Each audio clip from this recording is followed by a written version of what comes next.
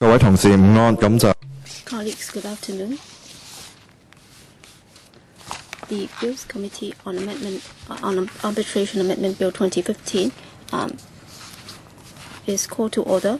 We have Mr. Pt1, Deputy Solicitor General, Mr. Byron Leung, Assistant Solicitor General, and Mr. Bernard Yu, Senior Government Counsel, and Ms. Queenie Wu, Government Counsel.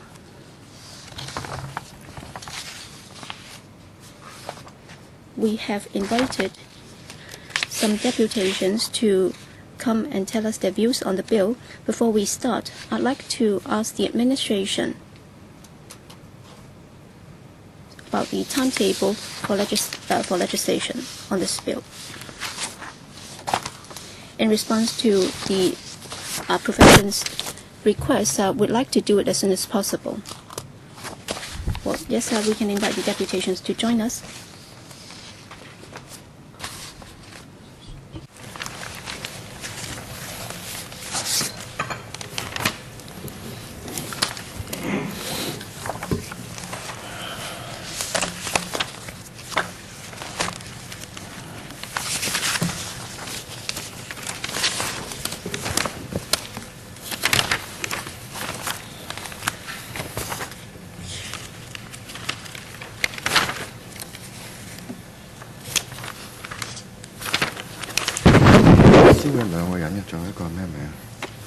律師會有兩個人，一個就叫做律師會，就係德文李明女士。嗰個係大律師公會。係啊，因為大律師公會有兩個，因為有一個新嘅，因為佢臨時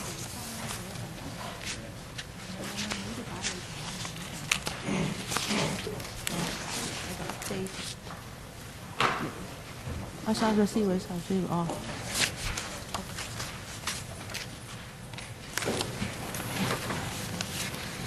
睇睇呢度都有。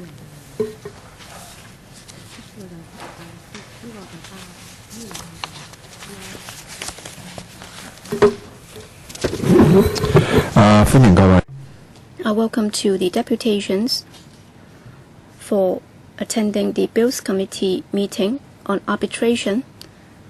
Let me first remind the deputations that you have an earpiece. Channel 0 is floor, Channel 1 Cantonese, and Channel 2 English, and Channel 3 Putonghua. And when you speak, please speak to the microphone. And to facilitate our interpreters' work, please try to speak in one single language, either Chinese or English. But then sometimes it might be difficult to stick to one language. You may have to use mixed mode, given the complexity of the bill. And I'd also like to remind you that your remarks will not be covered by the safeguards and immunities under the Electoral Powers and Privileges Ordinance, and your written submissions will also not be covered by the ordinance.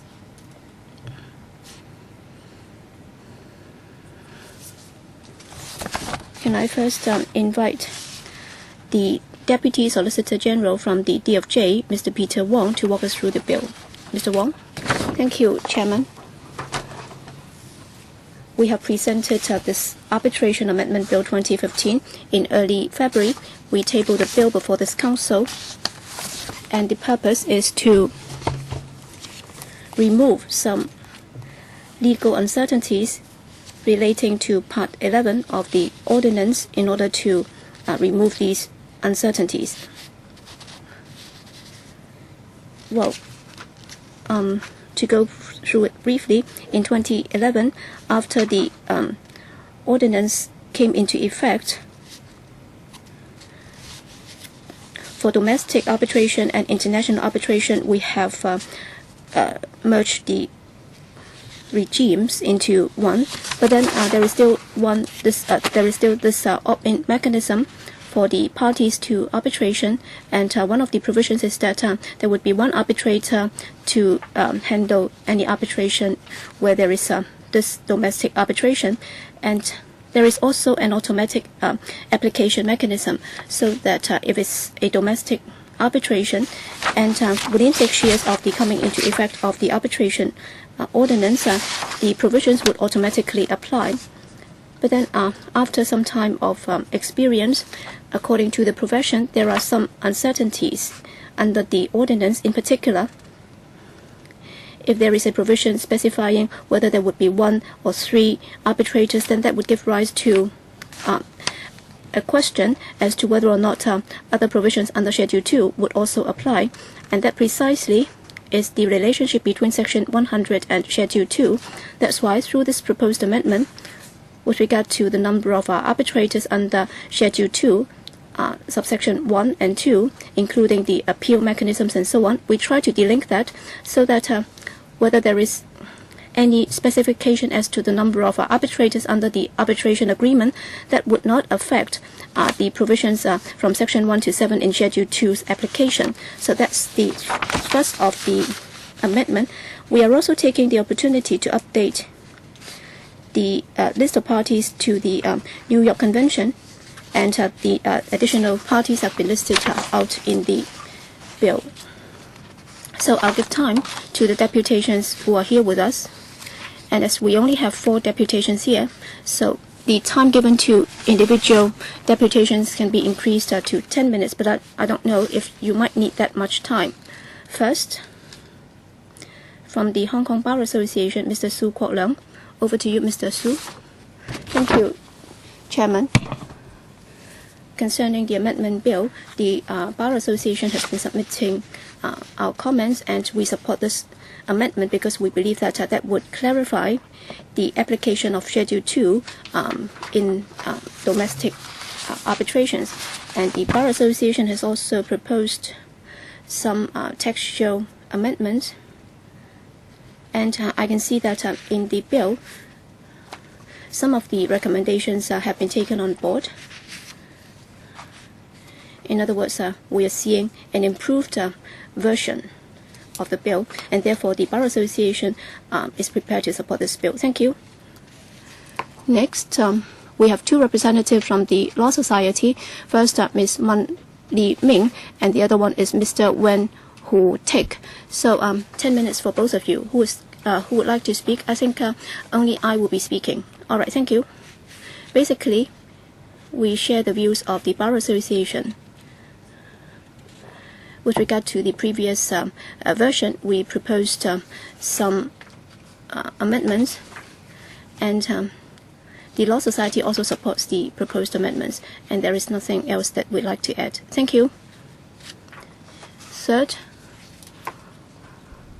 from the Hong Kong Institute of Surveyors, Mr. Gilbert Kwok. Thank you.